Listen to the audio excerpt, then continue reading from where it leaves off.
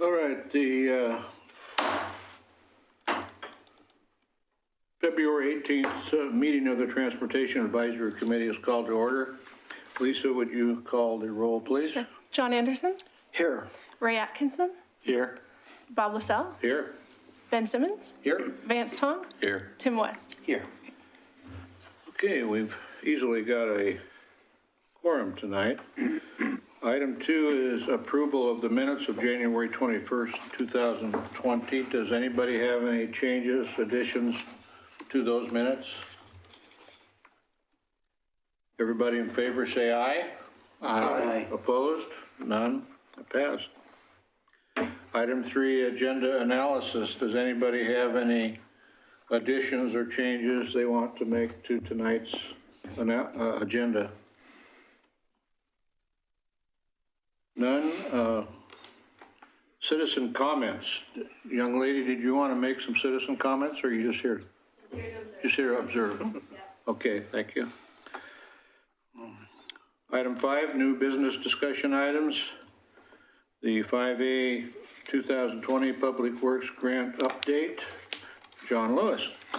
All right, so tonight, I was just telling John, don't worry if you're not prepared, because it's all about updates, really, for you guys. So there's not a lot of decision-making here that you need to make tonight, and this first item is a good example of that. Just going to give you a lot of updates. I think it's good news, so hopefully you'll agree with me on that. We're planning to give the same presentation to the City Commission, so you guys get the early preview, so you should feel good about that. If there are things that you note that you want to think should be said differently, let us know, and then we'll get it perfect for the City Commission. So the screen is probably our first item of need for tonight. And it's on grants update, and I don't know if you want this. Yeah. So yeah, nice staff report. Dana Webb put the staff report together, and really the presentation, I'm delivering that. She'll be delivering it to the City Commission, and she'll probably do a much better job than I will, but she put this together, and so we're going to go through it and provide you folks that information. So as soon as the PowerPoint comes up, we will... Should be warming up.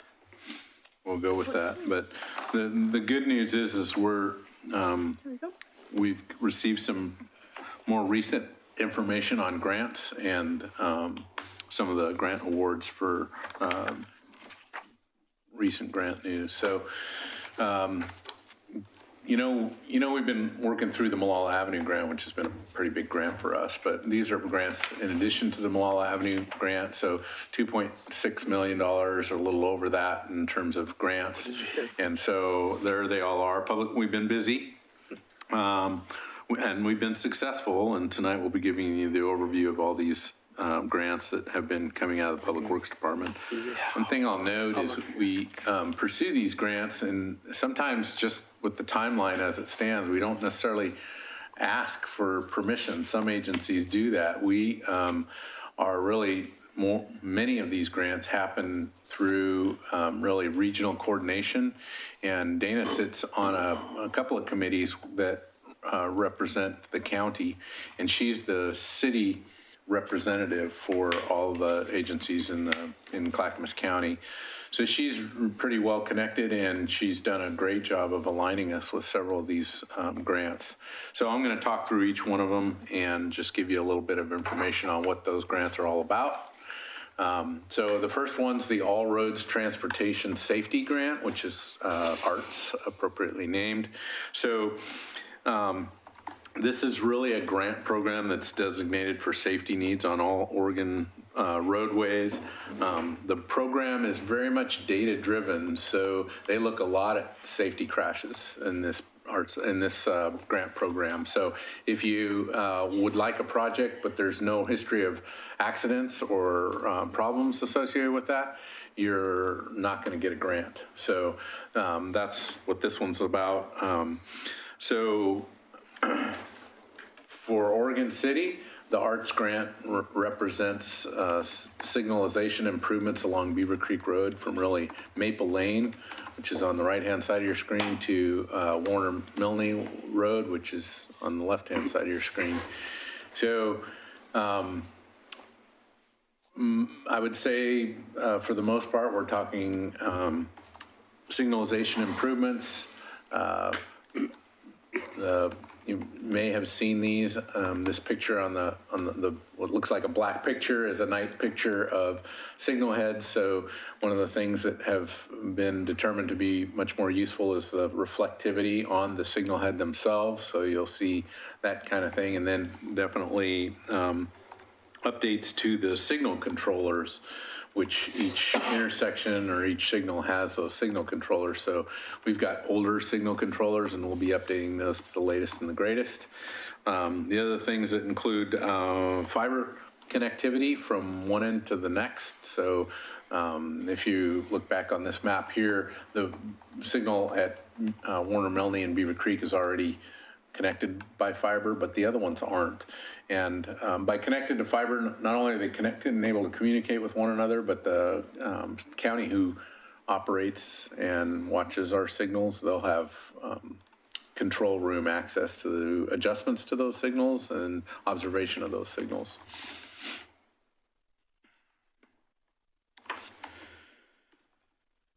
So I guess the other thing that I'll say about, keep going there.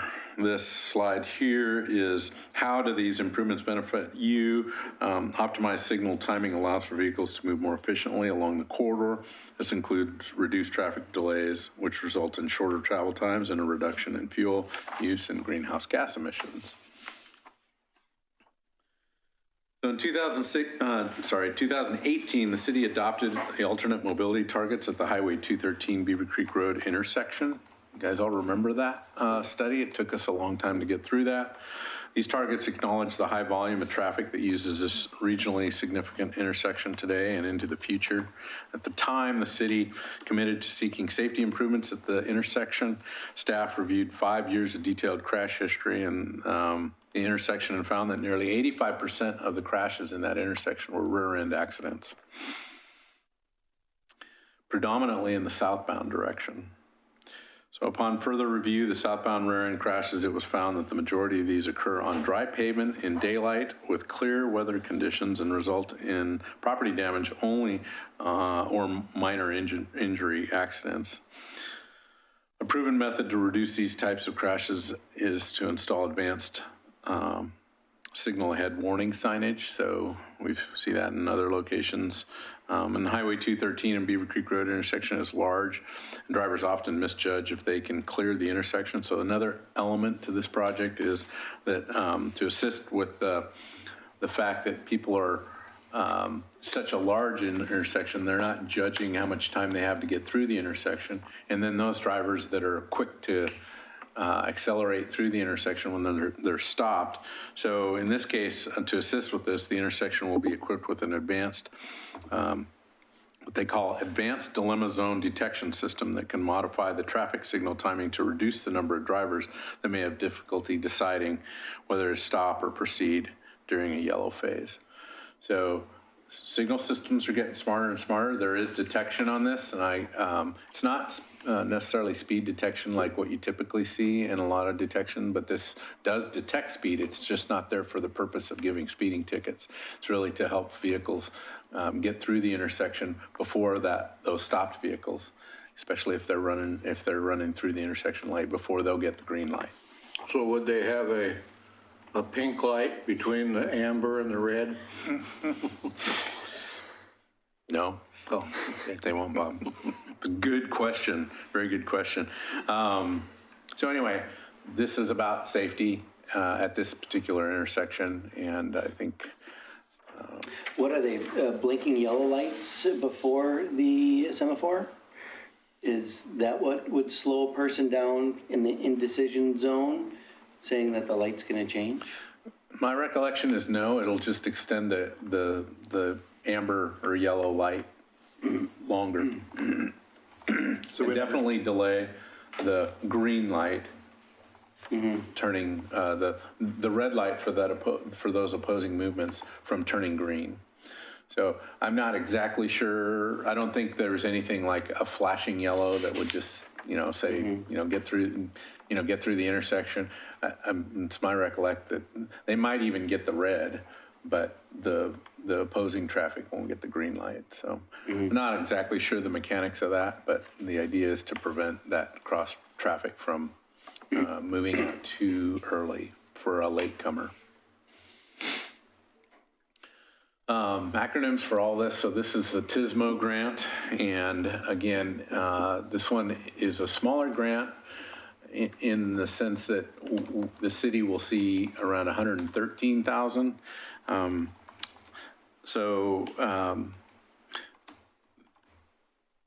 I'll just read what we've got here. Transportation System Management and Operations Program work to provide money-saving multimodal solutions that relieve congestion, optimize infrastructure investments, and promote travel options and reduce greenhouse gas emissions. So Clackamas County is the lead applicant on this project, and they checked in with Oregon City as well as other cities, and collectively we all applied for a grant, and they were awarded an $820,000 grant.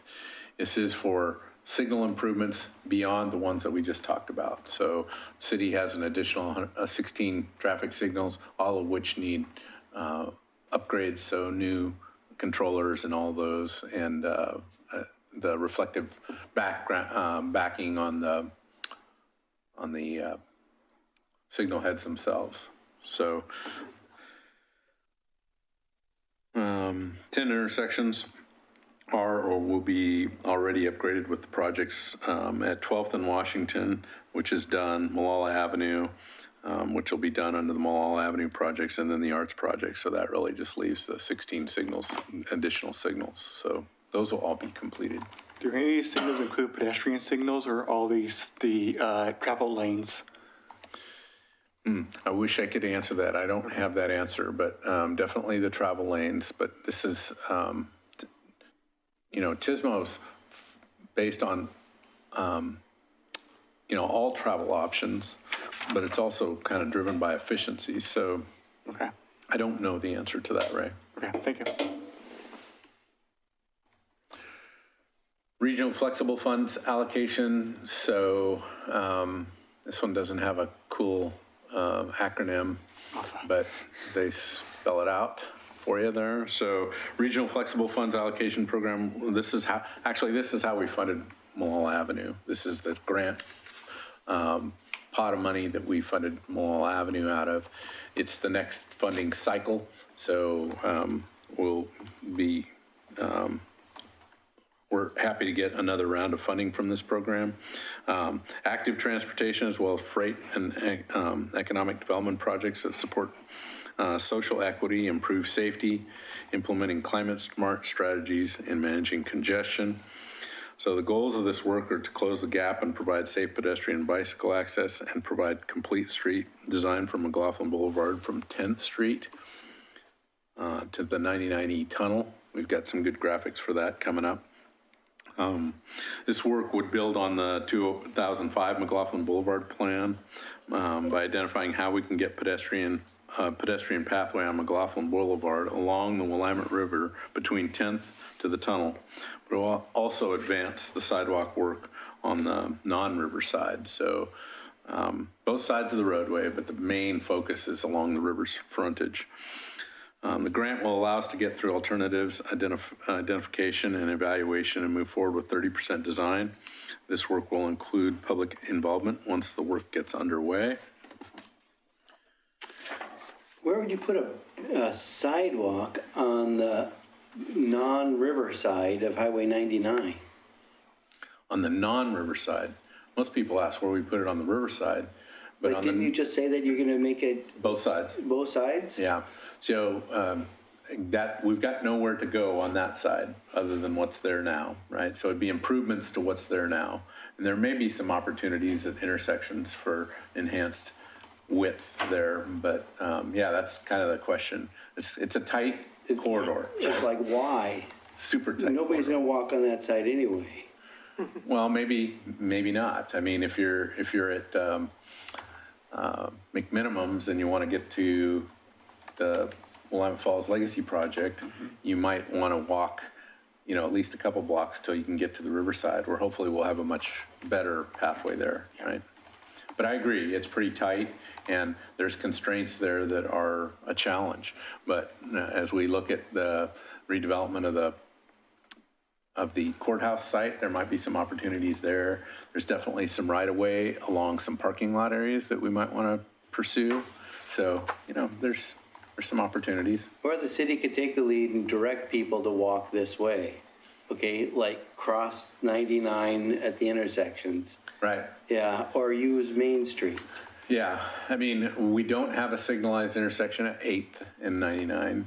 The crossing that we do have that's signalized is right under the 7th Street Bridge. And that, you know, that's likely going to be where we're going to direct folks to, but we also need to get them there. So if they're already on kind of the downtown side of the street and aren't coming to a signalized intersection, they kind of got to walk each direction depending on how they want to get there. So I agree, tight, but still kind of need to accommodate that. So this is just a graphic of where we're talking about for those that weren't following along there or understanding what we were talking about, but it's really trying to enhance pedestrian safe corridor along the Highway 99E Boulevard between 10th Street and the 99E tunnel. For those of you that know the area, I'm going to use the pointer, so I don't know if you can help me along here and show that on their screens. Can you use the little cursor to kind of show? That way they can Right see it there on by there. Railroad and. Right there, you know, there's tunnel entrance that takes you really under the railroad tunnel and brings you up and around, if you've ever kind of traveled that. So, you know, that's kind of the question is how do we, you know, we're not necessarily building a path to nowhere, in other words. We would want to get folks over here. Probably that's the right place to have them cross to get there, but. One of the most dangerous intersections for pedestrians in Oregon City, right there. Right there, yeah, right. So in this intersection right here, there's really not much, as a pedestrian, you come out of that tunnel and people are coming down 99E and they're flipping around the corner there kind of quickly. And that's, if you're not, as a pedestrian, paying close attention, there's really a conflict point there. So there's actually another little project that we have identified with the Willamette Falls Legacy Project that rebuilds this intersection and puts in what we call a pork chop, kind of right in, right out intersection right there. And this project would probably consider those elements as well. All right, so yes, so you've got, these are just visuals of the area that we're talking about. So if that top left photo there is really kind of standing near the 7th Street Bridge, kind of looking north down 99E. So there's that existing sidewalk that you're talking about, Tim, that is relatively narrow, doesn't have a lot of pedestrian amenities. The vehicle traffic is 30 through here. Trying to remember the speed limit. I think it's 30. Mm-hmm. And so, yeah, not a real comfortable place to walk. But the majority of the project, and the biggest challenge of the project, is what's shown to some degree on the picture to your right, top right, is just figuring out how to better accommodate a wider, more pedestrian-friendly sidewalk or cantilevered path, kind of like what we have in the picture, shown in the picture on the lower left, where many of you are familiar with that project and how that cantilevered deck can be used and takes a lot of the pedestrians away from the highway. So more of that, but the challenge with that is, as many of you know, is the lower right-hand picture shows much of 99E is actually elevated. A lot of people don't realize that unless you see it from the railroad side, but it's an elevated structure. So how do we widen that, or do we widen it? Do we supplement that with a separate structure? That's what a lot of this study is going to be about. And then the picture that doesn't show up is, you know, the bridge itself. So there's some pretty wide parking areas on either side of the bridge, but you know, the bridge itself is very narrow. To get from one side of the bridge to the other as a pedestrian on McLaughlin Boulevard is really a pretty narrow. I bet you it's a 4-foot sidewalk. So what options do we have for venturing around that bridge structure, given that it's a historic bridge? There's lots of thoughts about how maybe that could happen. And I think it's a very interesting project. It's the toughest link that we've kind of addressed so far. That's the reason for, several $100,000 worth of grant money. I think, what did I say, six? Maybe a zip line would help pedestrians there. So Well, it looks like you'd also lose some width, either in the travel lanes or the sidewalks, by the addition of the landscape medians. Well, again, I think that's all part of the design concept that would come out of this grant. Again, I'd forgotten, but it's $673,000 for this grant, which gets us some concepts, gets us some public involvement in those concepts, and hopefully gets us to a 30% design package that we would then pursue a probably much bigger grant for the construction of something like this. So doesn't the Legacy Walk start at the bend in the road right there, and that's a 15-foot wide sidewalk to the river? It varies, but I don't think it gets any narrower than 15 feet. So here you got a 4-foot wide sidewalk right now, and it looks like it'd be very difficult to go ahead and make that join where you have a bike path starting at 10th Street. You got to connect that to the Legacy Walk. I Yeah. could see that it'd be just impossible to go ahead and accommodate sidewalks on either side of 99, and you could just make for a much more wider sidewalk on the riverside where everybody wants to walk anyway to look at the river. And just looking at that bend on 99 on the inside turn, you're putting people in danger if you're going to put a sidewalk there. And parking is at a minimum anyway right now in that area. So to take away from parking to make for a sidewalk, you're hurting the city. I think we have a representative for the TAC on this particular project here. I think that's what I'm hearing. All good ideas, ideas which I think are going to continue to play out in this process. But you may very well be right. Maybe it's better to find safe crossing locations at 8th and 9th and 6th, and not necessarily worry about sidewalks on that side. Okay. Statewide Transportation Improvement Fund. Statewide Transportation Improvement Fund was funded from House Bill 2017. A portion of those funds were set aside for regional coordination programs. The regional coordination program selection criteria looked at improving last mile connections within the region, improving access to jobs and essential services for low income and minority populations. The project team is getting started and is working to get a consultant on board. Public outreach will quickly get underway for route planning. So this is the last mile shuttle service. It's funded in Oregon City, and those are long-term funds. One of the concerns we had was we don't want a 3-year shuttle service only to lose funding long-term. So this grant is more like a 3-year plan, but it's our understanding is once we get it up and running, that funding sufficient to keep the program running will continue.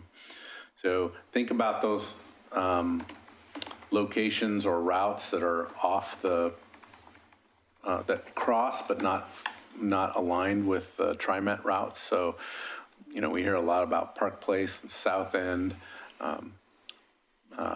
Myers Road, some of those kind of places. So we'll look for more of that, and but places that will also get you to, like the Community College Transit Station, our main transit station, key stops.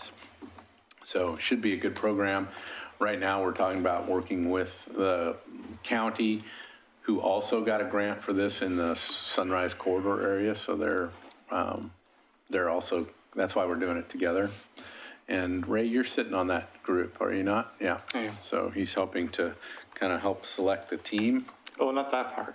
You're not on that part? What part are you on? I'm on the, I go to the, Is it oh, route selections?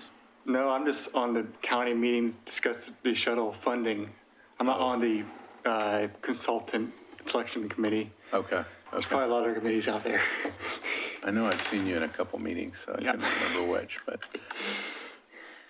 So anyway, this is just our overall, the idea is to help connect better, our Oregon City residential neighborhoods with the transit that's provided in Oregon City now. There are some other grant funds that were issued out of this, one that looks at alignment between Oregon City and Tualatin. And West Lynn also, I think, there was a grant, Also a Milwaukee. partial grant. Oh, for Milwaukee was The industrial park area. yeah. So it will look, I don't know, the Grove Link in Forest Grove, that's run by a private nonprofit that has a similar program. That's kind of the model that I think the county and the agencies that were successful at getting the grant are looking at. I'm surprised my shuttle's not on this map. But when is the grant money available, John? It's available now. I think they actually acquired 2 or 3 shuttle vans or buses. They're the smaller buses. Oh. And so, yeah, they're ramping up to get consultant services on board, so both How are actually. the study groups selected? Say that again? How are the study groups selected? County's been leading most of that effort. They've been okay. inviting the city to participate. So Dana's helped with selecting. I think there were 2 applicants that applied to help do the study. So, and my recollection, well, I shouldn't say who because I don't know if they've announced it, but I do have the inside track on that. But I better wait. But they've selected one of the 2 firms that submitted. So our next grant application will be for Safe Routes to School infrastructure.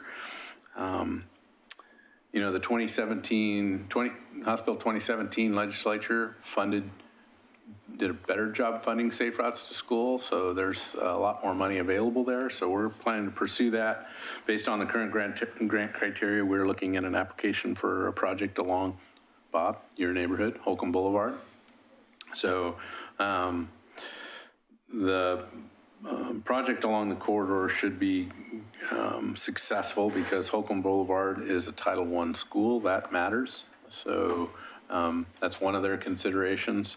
Current speed limit along Holcomb is 40 miles per hour. We may pursue changes of that, but that's the current mile per hour postings. The crossing distance in the corridor ranges significantly. There's no signalized crossing along Holcomb Boulevard. So that has been, I think, Bob, you made a pretty good argument for why that's important for the neighborhood. So crash data, we're still looking at that, but it's definitely one of the other considerations that go into this grant. So we think we're going to be successful there too, but we haven't secured that grant just yet.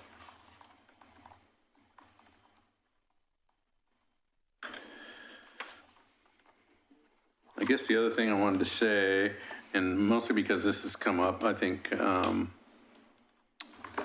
Bob, you brought it to us before, but so we're planning to attend your neighborhood meeting, and it got pushed to next Monday, right? So we'll be there for that. Dana and I will be there, and possibly Brian Van Schmorenberg, who's also kind of helping staff that. Definitely a good opportunity to kind of hear from the neighborhood. The speed data, I think Vance is going to talk about speed data in this location along Holcomb Boulevard, has also been kind of helpful to better understand what's going on with speeding and along Holcomb. So we, again, hope to continue to reach out to the school. So Bob, I think your connections with the school district and what's the parent group? parent-teacher organization would be pretty helpful because we need them as a partner as well. So, yeah, we've got high hopes for that one.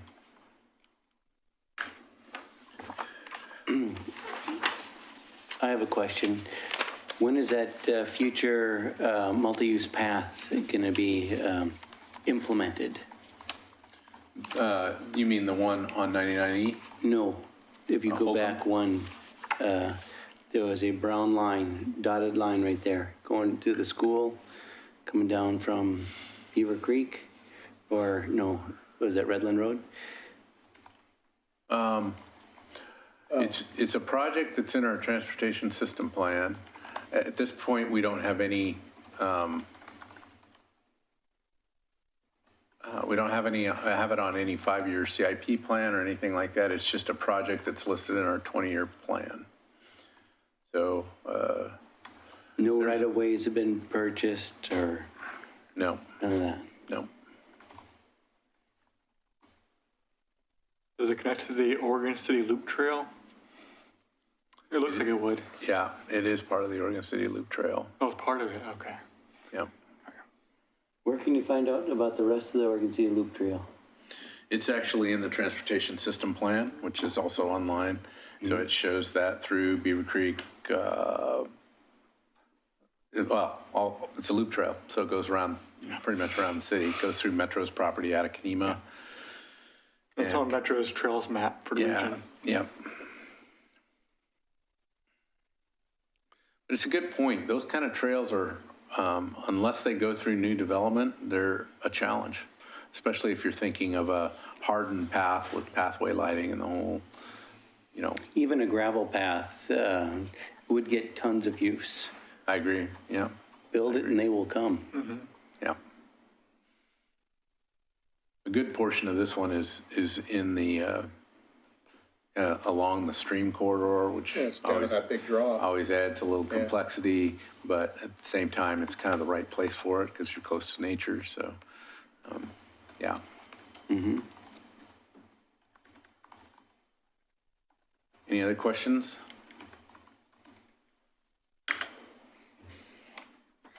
All right. Okay. I think I'll interrupt at this point. We already have gone through citizen comments, but we had a citizen come in like 2 minutes late. Miss Wilhite, did you have any citizen comments you wanted? I did not. Okay, just here to enjoy our conversation. That's right. Cool, okay. The next item then would be 5B, Downtown Oregon City Quiet Zone Update and Funding Strategy. John Lewis. So I carried this one forward. We did present this one to the City Commission at their last meeting. So I was just wanting to go through it with you. We've talked a little bit about the quiet zone designation downtown, and we haven't necessarily talked a lot about the funding strategy, but that's the complicated part, how to fund such a project. So I thought I'd go through it with you. So we have shared with you on the quiet zone in the past. I think it was the last time not with the TAC, but with the City Commission. So back in February, we talked about the quiet zone and really what their direction was: complete the design and construction drawings of the quiet zone. And really, in order to do that, we've got 2 at-grade crossings, one at 10th and one at 11th. And then identify a funding strategy to construct the quiet zone. So we're really at a place where we've got a concept design with a concept estimate, and we've pointed out to the commission funding the quiet zone. We've got a pretty big gap in how we would do that. So we'll talk more about that in a little bit. But under the Federal Rail Administration's train horn rule adopted in 2005, locomotive engineers must sound a train horn in advance of all public grade crossings. Train horn rule also provides an opportunity for agencies to mitigate the effects of train horn noise by establishing a quiet zone. In a quiet zone, railroads are directed to cease the routine sound of train horns when approaching public highway rail grade crossings. Train horns may still be used in emergency situations. Localities desiring to establish a quiet zone are first required to mitigate the increased risk caused by the absence of a horn. 2 public grade crossings exist in downtown Oregon City, and that's at 10th Street at near Singer Hill Road and 11th.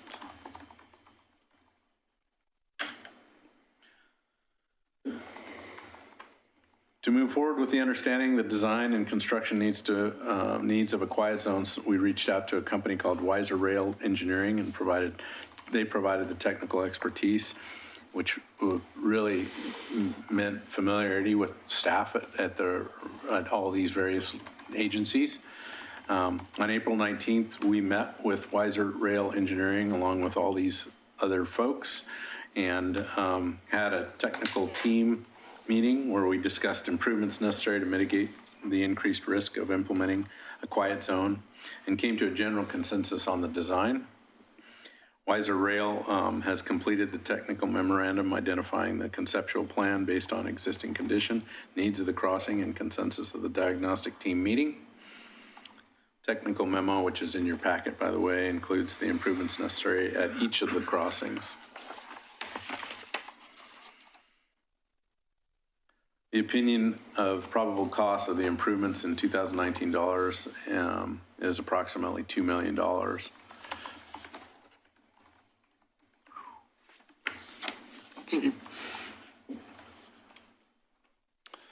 So Where would that money come from? Well, that's what we're going to talk about. Oh, okay. So most of you are very familiar with this location. It's probably one of the heaviest used pieces of roadway we have. So 10th Street, as you go up the hill from Main Street, crosses the railroad there and then turns to Singer Hill. I don't expect you to be able to read this, although this document's in your packet. But really, it required replacement of the biggie was supplementing the existing gates and controller that's there now. So controller upgrades, new gates, and we'll talk a little bit more with a different slide about what those gates are, but we're calling them a quadrant gate. So there's 4 of them instead of 2, which cover all travel lanes instead of just the one in the typical driving direction. The other big change in, Lisa, if you can point for me again. Sure. Is trying to get pedestrian access from what's already a pretty steep grade along the Singer Hill path down and across the railroad tracks in a slope that meets Americans with Disability Act requirements. That's good. It required complete closure of Dutch Brothers. Right now they're partial closures. And obviously that undeveloped lot that's right at 10th and Main, city owns that lot. So there is a development proposal that we are, that's been in the hopper for some time now that needs this solution to really kind of work. So it would, if you look at the cross section of that roadway, I don't know that it shows up great here, but that undeveloped lot, which is, everybody know where I'm talking about, it's right here, that right now the cross slope really falls off pretty steep there. If you ever have to drive off the edge of the road there to get to that parking lot, be careful. But the idea would be to raise that grade, build new sidewalk, driveway approaches, et cetera, to make that happen. I thought sale was pending on that for a 30-unit apartment building. That's true. It continues to be pending. A lot of it's hinged on this improvement as well. Mm-hmm. So yeah, there's still a interested party that hasn't really left the table. If you got more questions about that, our new economic development manager is James Graham. He'd be happy to help you. So just a real quickie on the 4-quadrant gate. That's a pretty good depiction of what that means. And they even have a specification for the amount of allowable gap in between the, the end-to-end gates there. So that made it pretty hard. Our thought was, man, if a car can't get through there, why do you need, well, that's their standard, and that's the railroad, and that's the expectation, and we will have to meet it. So we found a solution that gets us there. It's just going to be a challenge if you know the geology there and just the geometric configuration of that. It's not going to be easy.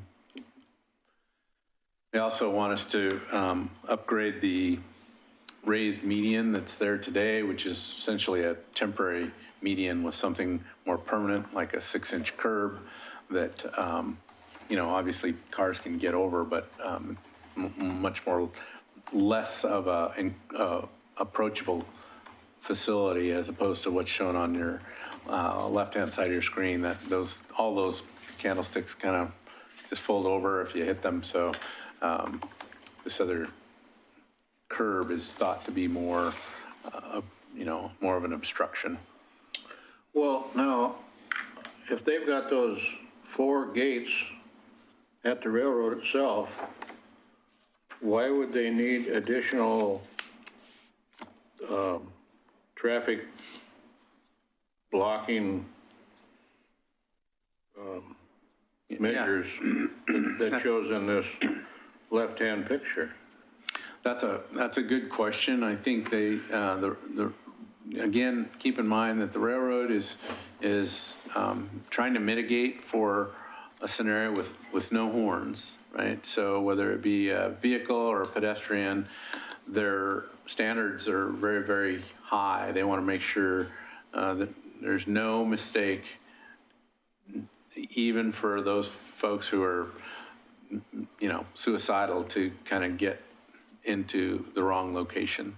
So again, it's a standard that they have set, and it's adopted and recognized in the industry as the only way to do it. We're actually needing some exceptions because of the curvature of Singer Hill Road. So in theory, they'd like, I can't remember the distance, but maybe 150 feet of median on either side of the railroad. And, with that turning movement there to get up the hill, we kind of have a problem getting a median like this without, and still accommodating all the truck turning movements that we have to have at that location. So we felt like, their asks were in alignment with their standards, and we felt like they were reasonable on the Singer Hill side of the project as well. Can the post be reused for another project, like the bike lane project on Malala Avenue?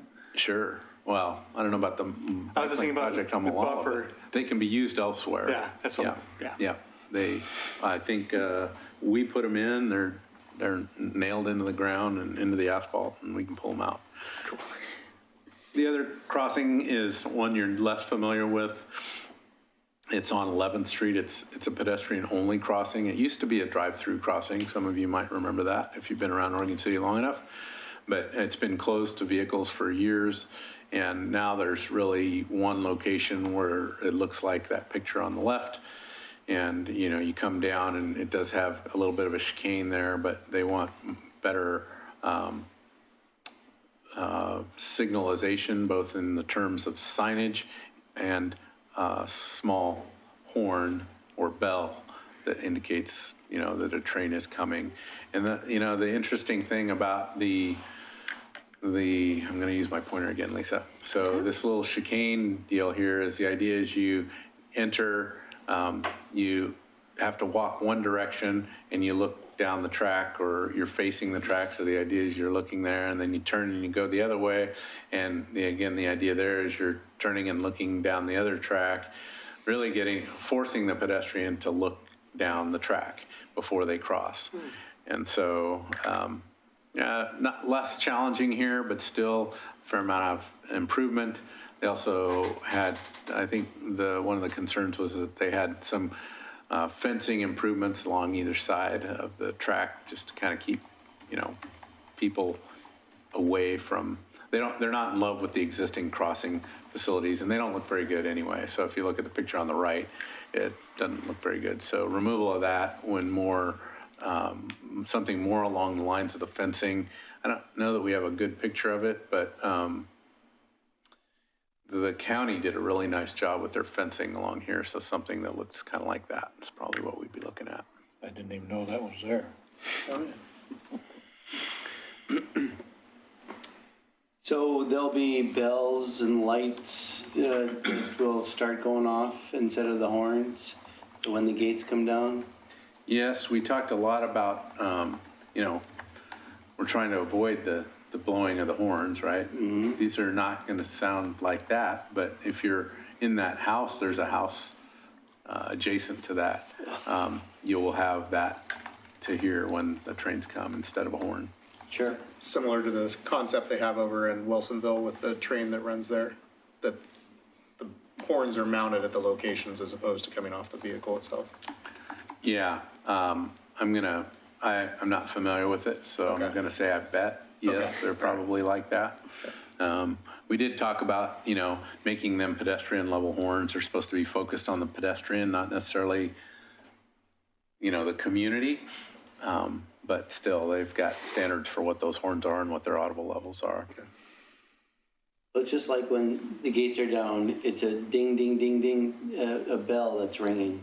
Mm-hmm. So you expect that to continue? I expect it to be at a lower volume because, again, that's the ding, ding, ding, ding that you're hearing is at the.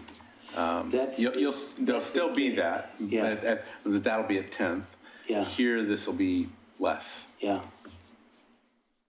And is this being driven from the businesses in downtown, or is this the neighborhoods as a whole? Is that effects are echoing up the hill, or what's driving the?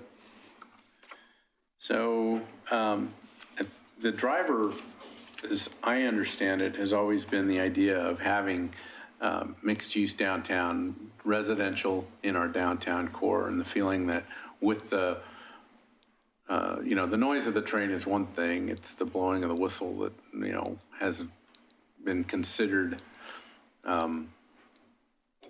less compelling for folks that would want to live down there. The train starts blowing its horn a quarter mile on either side of those intersections. Oh, I live up on Holcomb and I can hear it up there. So, I know how loud it is. And, it's a very long horn, and some engineers are more aggressive than others. And, and for any business downtown, it is unbearable for them. And the Wine Arts, which has that little alleyway to eat down there, their residents or their customers are getting blown out of their seats when the train comes by. So it is the same with every other business that's lining the downtown. But what I'm hearing also is the future development of all the things that are being planned down there. This is a necessary step to enable those to proceed. Yeah, it's pretty typical for other jurisdictions have pursued quiet zone designation in their downtowns like that, especially if they want housing. And you're right, even without housing, it's impactful if you're downtown, right? Yeah, if you're downtown, you have to stop the conversation for some time until you've got that horn blowing over with. All right, so funding, good question. The list, this is a list of possible funding options that staff have identified. The green funding options are available. The gas tax is, most of these improvements align with gas tax. They're transportation kind of improvement. We've listed PEMA for pavement maintenance, our pavement maintenance utility fund for some of the things that are related to pavement maintenance. So 10th Street, for instance, is, if you remember the slide there, it's pretty ugly looking pavement. We've been wanting to pave that anyway and deferring it. So there's probably some money there. There's obviously the other green box is public-private partnerships. So if that development that's at the corner there were to pursue further development, there'd be a pretty big ask of that developer. And then the yellow is other possible funding options not requiring a third-party agreement. So urban renewal, which has been discussed, the general fund, which is always tight, grants, if we can get them. Those typically don't require a third-party approval. Those things in the brown are possible funding options, but require a third-party agreement. So, as it makes sense for a local improvement district where those in the downtown district contribute something to this through a local improvement district, or bonding or some of the other items that are shown up there. And then red are currently not available based on research we've done. So again, we've got about a $2 million project. I think based on the two green boxes, we're probably in that $500,000 range, and we've got about a $1.5 million gap in trying to figure out how to fund that. Is something that the City Commission has asked us to connect a little bit better with our finance department to look for their thoughts on this. We actually had done that, but I think, the commission felt supportive of the quiet zone. At least most of them did. There wasn't complete consensus on that, and I still don't think that there is. But we still have the same goal, which is to kind of pursue a funding strategy, and that maybe have to be worked out a little bit down the road when we better understand what the city's going to do with its urban renewal funding. Is this within an urban renewal district? Yes. And is urban renewal zone still open? I thought they were going to close urban renewal as a funding source. At least I know that there's some city commissioners that don't like urban renewal funds. Oh, well, so good question. I don't have a complete answer for, but the city manager is pursuing a request for qualifications or request for proposals. We actually are currently negotiating a scope of work with a consultant to determine how to engage the public about urban renewal and educate, and then decide from there if it will remain open or closed. So yeah, we just issued a notice of intent to award. Okay. There you go. Yeah, definitely an interesting community conversation. Mm-hmm. Some of the things I heard was, does this kind of a project have the return on investment that, you often hear being kind of needed for urban renewal funding to best meet the needs of the community or best match the expectations of the community? I think that's a conversation yet to happen.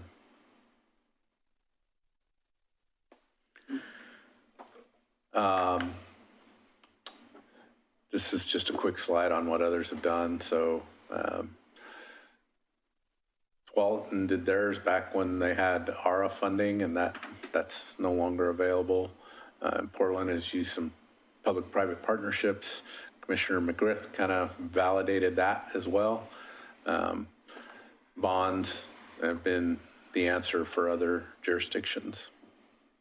Is this within the scope of T2020 for McLaughlin Boulevard corridor? I don't know if it's within that area that could be used.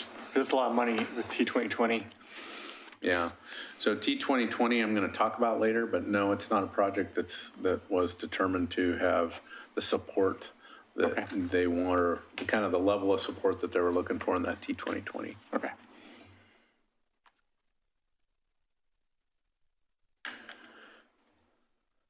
So I think what we heard from the City Commission was they confirmed the objectives within the goal related to the quiet zone.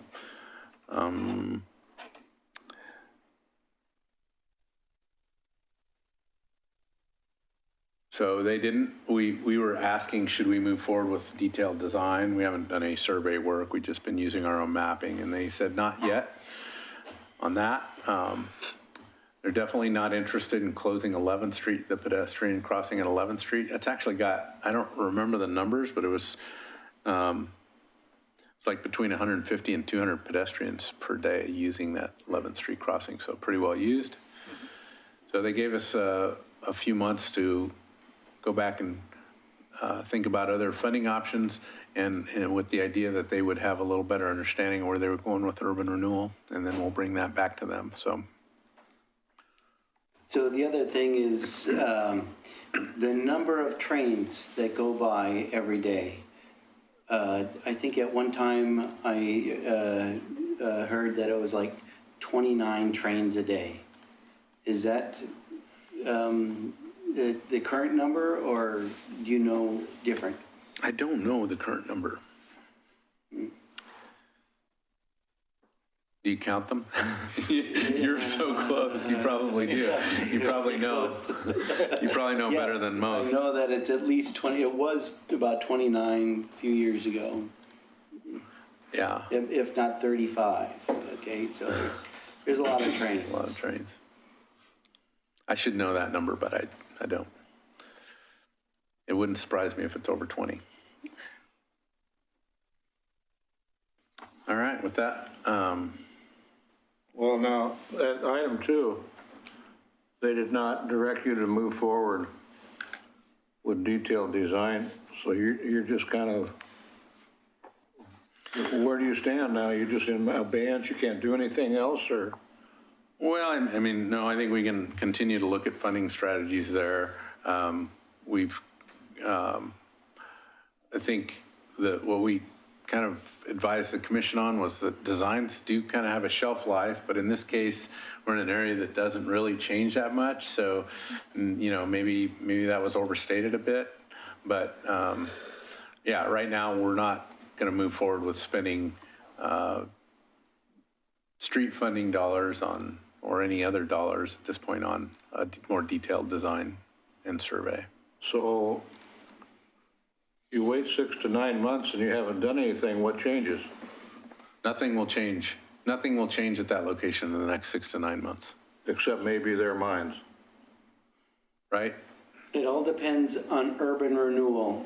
And urban renewal is probably one of the most testy subjects for the city commission. And they've been looking at it as a developer giveaway for such a long time with the Cove area that it's hard for them to look at a general public improvement like this would be and put it into a different perspective and see how the properties could go ahead and be appreciated because of less noise right there and make it a quieter, better, safer area. Yes. I mean, I also think that there's lots of other funding options there, and trying to vet some of that with the community. To me, a local improvement district makes a lot of sense for those folks downtown that most would benefit from this. But we ask a lot of our downtown businesses too, so there's a balance there, and I think that's a public conversation that we're not going to have it probably attack by the elsewhere. Quick question. So you said early on, one of the motivating things here was the hope that in the future we'll have some residents develop downtown. So it's kind of a chicken and egg. Maybe this inhibits developers from putting something together because they know it's going to be a problem. And so which one do you answer first? Because if you did this and then no one came in and built residential units downtown, that wouldn't have paid off like you had expected. That's huge because the courthouse is going to move. There's going to be tremendous vacancy downtown. All the lawyers' offices, all the businesses that rely on the courthouse are all going up to the top of the hill. And if we're going to rely on tourism and the Riverwalk, this would only be an enhancement for the whole city. Good point. Thank you. Okay.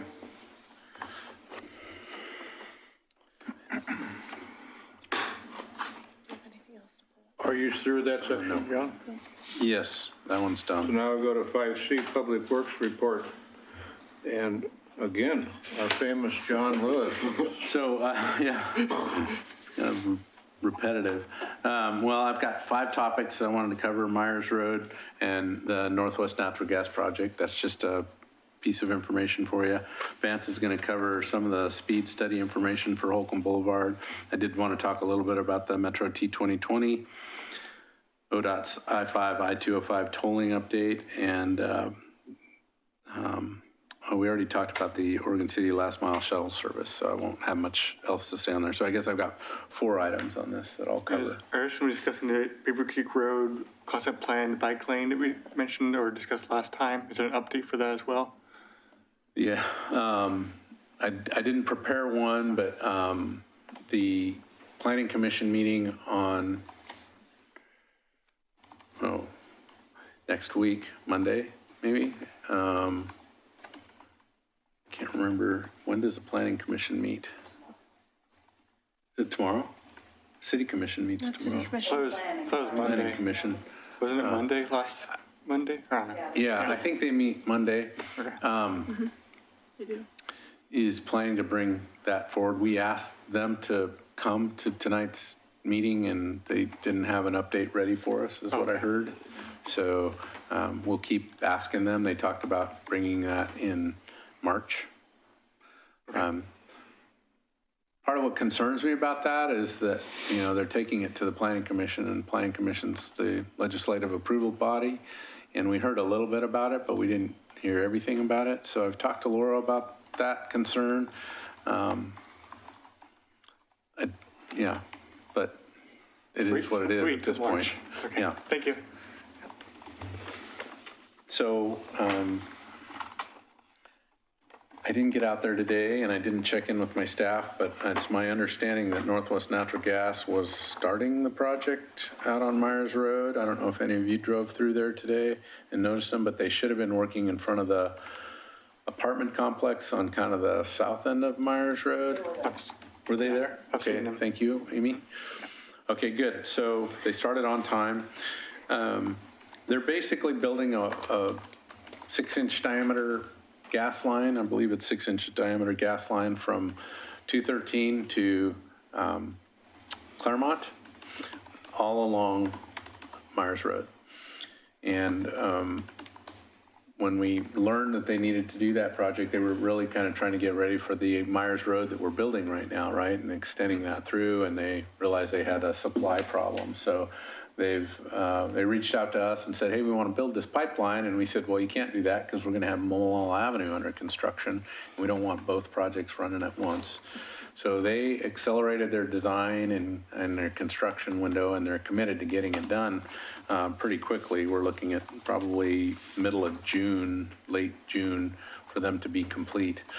So again, it's going to be impactful from a driver's perspective because they're going to need to take at least one lane most of the time. It'll be flagged and with delays, and at times there might even be a closure depending on what trucks have to get in and out of the lane. So short-term closures, but really just not much to share with that other than hopefully their traffic control will be monitoring their traffic control, and we've put a lot of energy into kind of reviewing their phasing plan, and so just look for that and hopefully avoid it if you can. You want to go with the Holcomb study? I have a couple handouts for everybody. You've seen this data before. My apologies, I didn't give you the electronic version. So last month, for those of you that were here, as you recall, we had Captain Davis, and then I forget the other officer's name that talked about Traffic sergeant. The speed study on Holcomb.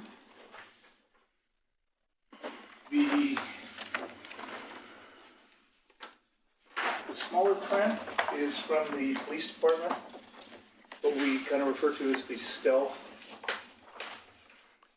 Vance, you're going to have to wait until you get in front of the microphone. Do you have a copy for the file? Is it already? Yeah. Okay, perfect. Thank you. Okay, sorry about that. So the smaller printout is from the police stealth radar unit. The larger document is from our Public Works radar trailer. Again, we saw this data last month, but I just wanted to get it back in front of you for reference.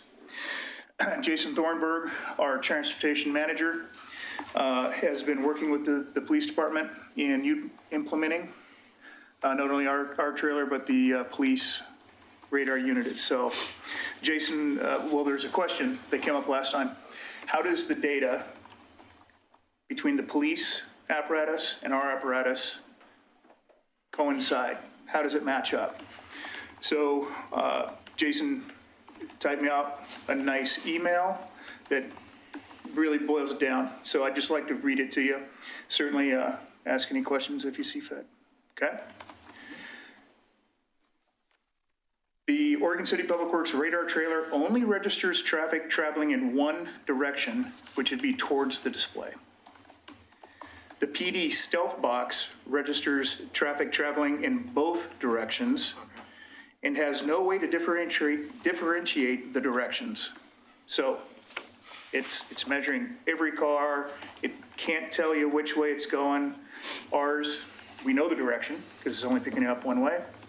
And that's a huge difference, as you might imagine. All data is lumped together in one report, meaning the number of trips and the 85th percentile for the PD stealth box is for all traffic on a segment of road, not just one direction.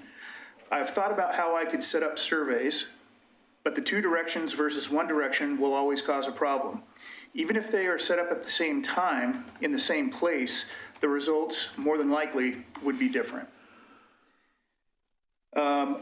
Attached are the reports that you have from Holcomb Boulevard, the PDF, which is a large document with the red graph on it. It's from the Public Works trailer and was placed west of Winston, picking up traffic traveling eastbound. The Word document is the police department covert box. It was attached to a streetlight pole at the intersection with Winston, picking up traffic, again, traveling in both directions. The surveys were done a couple weeks apart and are for different lengths of time. The PD covert box is for 1 week. The Oregon City Public Works radar trailer was for 2 weeks. The police department report has an 85th percentile 5 miles per hour higher and an average speed of 2.1 miles per hour higher than our Public Works radar trailer. Yes, that is strange. The differences must be due to the rounding of the numbers that the police department's stealth radar unit does. We don't really have another explanation other than maybe because it was done at 2 different times. Could be weather conditions. Maybe people are traveling faster or slower. We don't have a good answer for that, about that discrepancy.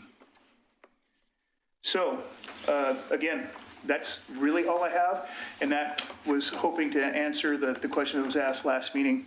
What's the difference between our unit and the one the police department has? So this one was uphill only, and this one is uphill and downhill. Correct. The Public Works radar trailer was placed west of Winston, picking up traffic traveling eastbound on Holcomb. Most likely your difference is you got all traffic going up a hill versus up and down. So that's probably your discrepancy. Yeah, you're probably right. Yeah, that would be for sure. Yeah.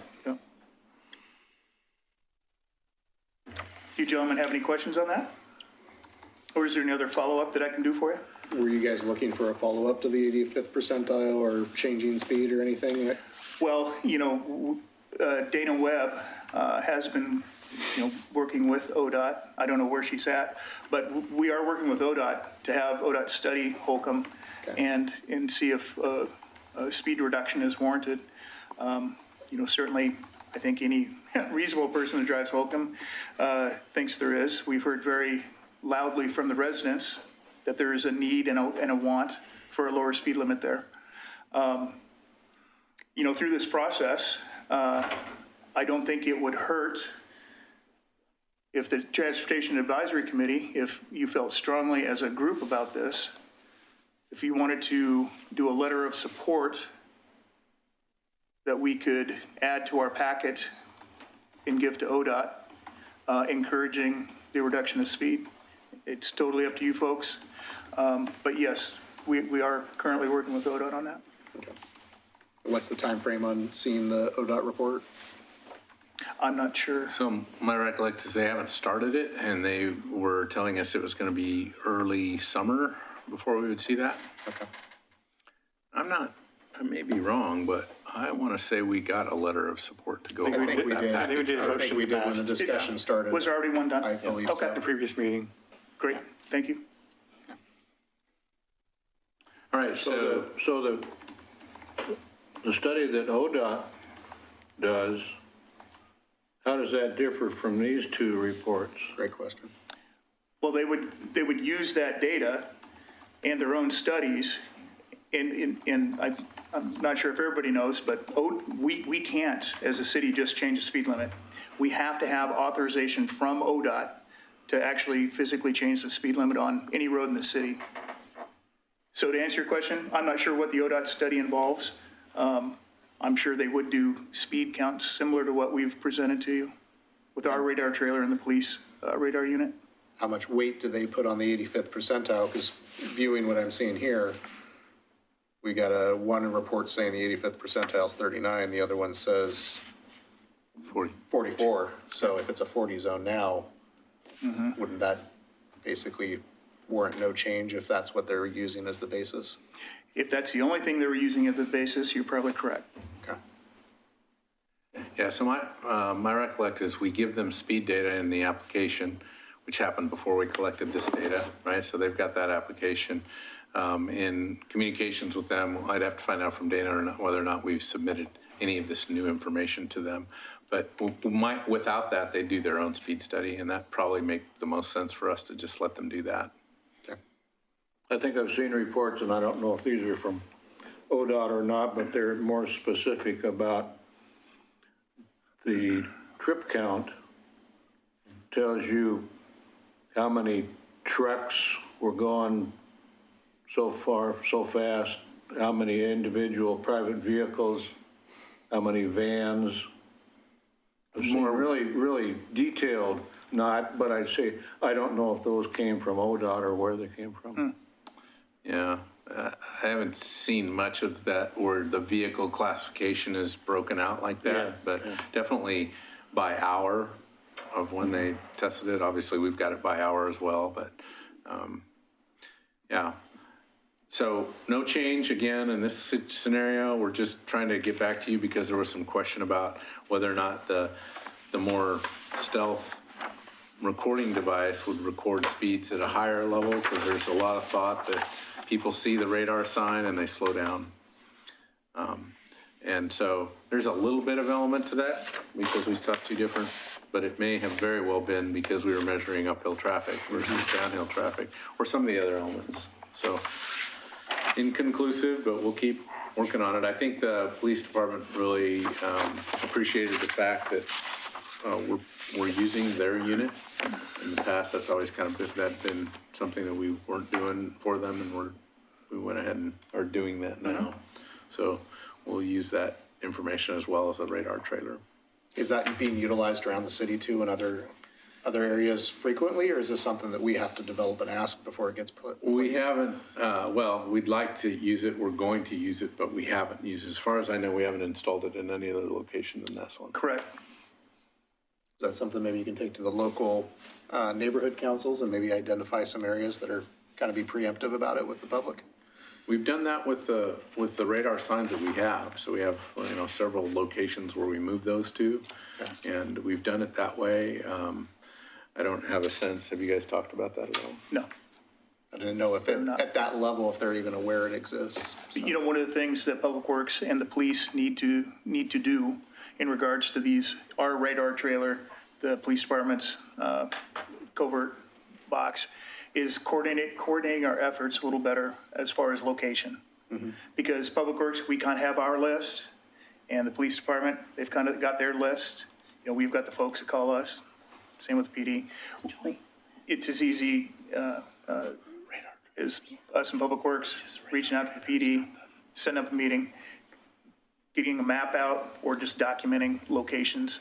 So one, we're not duplicating efforts unless we feel the need to try to duplicate efforts to get some different data. potentially, with the different devices. But mainly not to duplicate the effort, so between Public Works and the police, we can spread out these assets throughout the city in a more efficient manner, in a more widespread manner. And it sounded like from the meeting last week, the very important piece of the puzzle was they were able to identify the big outliers of speed and when those were occurring so that they could patrol the area and target that. So sounds like a great tool that could be used to maybe minimize some of these high-end speeders that are causing a lot of the complaints. Right. Okay. Yeah, because I think they did pick up several that were doing like nearly twice the limit. I saw maximum speed on one was 85. 85, yeah. Yeah. It's pretty fast in that area. Yeah. It wasn't me. Sure, like it. I sold a Corvette. Somebody was trying to see how high a number they could get on that display. Well, the police not a department one doesn't challenge. have any display. It's still, you don't know it's there. It's our Public Works one where Yeah. that potentially could happen. All right, thank you. All right, so I've got three updates here, two more updates, because we already covered the last last mile shuttle service, but that's done. But the Metro T2020 measure is coming your way, whether you like it or not. It's a Metro bond measure that's coming up in November.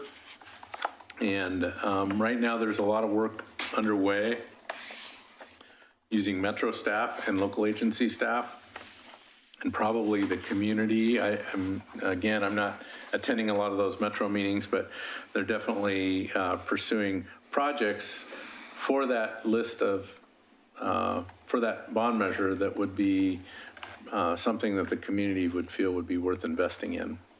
So in early January, the Transportation Task Force issued their Tier 1 corridor investment recommendations, and the McLaughlin Boulevard corridor is one of those corridors. I think there's 8 corridors. I could be wrong, but there's throughout the metro region, there's several corridors, and McLaughlin Boulevard was one of them.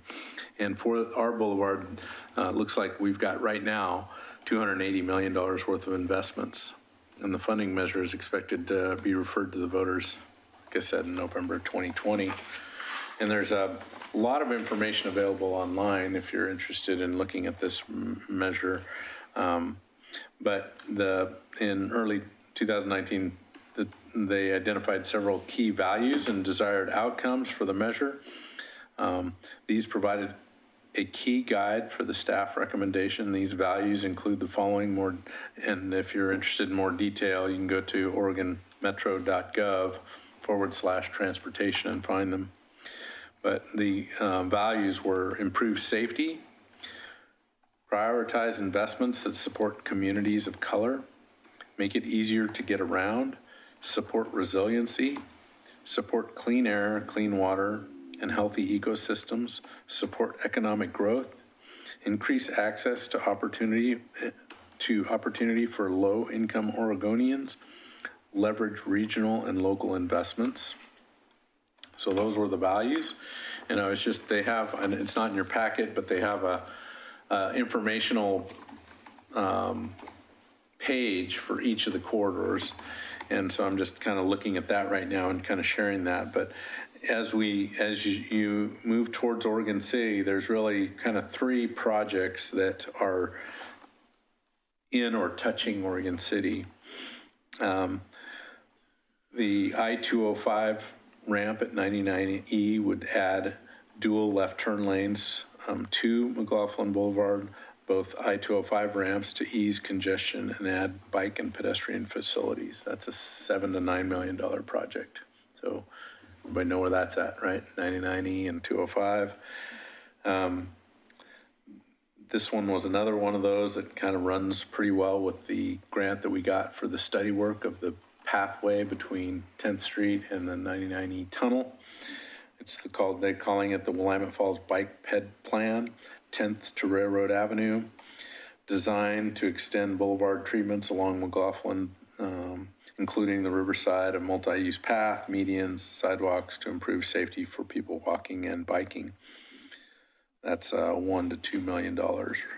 So that's in addition to the money that we've already been granted. So the idea would be we do the concept phase, get that to 30% design. This added funding would get that through complete design. And then the third project is the Trolley Trail Bridge. This has been a project that Gladstone and Metro have been pushing for. So if you're familiar with the existing bridge, it's closed right now at 82nd Drive. That's the bridge that houses or holds, I think, 3 pipelines is what they're working on right now. That's wastewater from Happy Valley and that whole end of the north end of Clackamas County. So those pipelines, if you're ever wondering what they've got in them, they've got wastewater, and then take it to the West Wastewater Treatment Plant. But that's one bridge. That's one pedestrian bridge. It's normally open and should be open in a few months. I don't remember the timeline on that. But this other bridge is the one where a few years ago it was originally a railroad bridge or trolley bridge that went from downtown Oregon City onto Portland Avenue through Gladstone and beyond, all the way to Portland. And that bridge had been sitting there for years, just kind of decaying, and it finally fell in the river or collapsed enough to where it was problematic, structurally unsound, and then the railroad dropped it in the river and pulled it out of there. But that location is where they put a new pedestrian bridge to cross between Gladstone and Oregon City, and then improvements on both the Oregon City and Gladstone side to kind of get that connected into the Cove Trail. So that's another $10 to $14 million right there. So those are 3 projects that I think would serve Oregon City very well, and hopefully would be enough to, that combined with, you know, all your other travels in the metro region and those other projects, there's a bunch of them, more than you could probably, well, more than I'm going to go over for sure. But if you're interested in that Metro bond measure, take a look at that. There's a lot of good information on that. So the $14 million for the trolley bridge is Metro funds in the 2020 plan? It's fund allocation that's been identified in that long project list of projects that would be funded if Metro's T2020 measure passes. If it doesn't, those projects don't have a funding source. All right, and then the last thing I wanted to give you an update on was the I-5, I-205 tolling update, and really, I'll just read through this. So in 2017, the legislature directed Oregon Transportation Commission to pursue and implement tolling on I-5 and I-205 in the Portland metro region to help manage traffic congestion. 2018 feasibility analysis, which included both technical analysis and public input, determined that tolling could help manage congestion and raise revenue on I-5 and I-205. Tolling has dual objectives: managing congestion and raising revenue. Staff are participating in the 2 technical groups. The regional modeling group, whose purpose is to share information and provide ideas and considerations to the project team related to technical approach, analysis tools, assumptions, and limitations related to their modeling. The group will be overlooking at 2 concepts: a diversion. The group will be looking at 2 concepts: diversion, trips that move off the tolled corridor during specific times to avoid the toll, and rerouting and increases in traffic on adjacent roadways, both in the short and long term. Transit multimedia working group, whose purpose is to consider options for transit, bicycle, pedestrian, ride sharing, and supporting programs, as well as providing technical information and recommendations to the project team. Each of these working groups will meet 8 to 10 times over the next 18 to 24 months. Another program, different agency, this is ODOT, not Metro. A lot of information online about where they're at in the process and why they're pursuing it. There's no certainty that tolling is going to be the answer. But again, that was the direction ODOT was given, and that's what they're pursuing. Without tolling, there is a pretty big question about how they would fund the I-205 bridge replacement, or I shouldn't say replacement, expansion. So I guess no guarantees either way. That's just how it is right now. So Just let you know, I'm on the transit multimodal working group. We had our first meeting, I think, last Friday, Thursday, sometime last week. So I'm on that committee or working group. yeah, they have several groups. So if there's interest there, I think you let us know and we'll see if we can get you in that group for sure. That's all I had. Actually, no, that's not true. Sorry. The schedule associated with this I-205 tolling conversation. So right now they are in the scoping phase, and they're going to use, it looks like, about a year and a half to do, they call a NEPA draft document phase, which I think includes, looks like preparation of some technical documents, begin preparation of the draft NEPA document, develop mitigation for project impacts, select preferred alternatives. So that's gonna take them through 2020, the end of 2021, and then the final FHWA publishes that final document in the first quarter of 2022. And at that point, there's looks like lots of public involvement along the way in this kind of schedule that they've provided for us. And I know you're going to ask me this, and I'm not sure I know the answer, but that NEPA, what that stands for, you don't remember, do you? This National Environmental Protection Act. There you go. It's on my exam I'm taking in May for planning or association. Planning map. Okay, that helps us out a bunch. It's their acronym. Yeah, so that's all on I-5 tolling. That brings us to item 6, communications. Does anybody have any good info they want to give us about anything related to transportation? Pretty silent group tonight. Item 7, future agenda items. Does anybody have anything they want to put on future agendas to discuss in relation to transportation?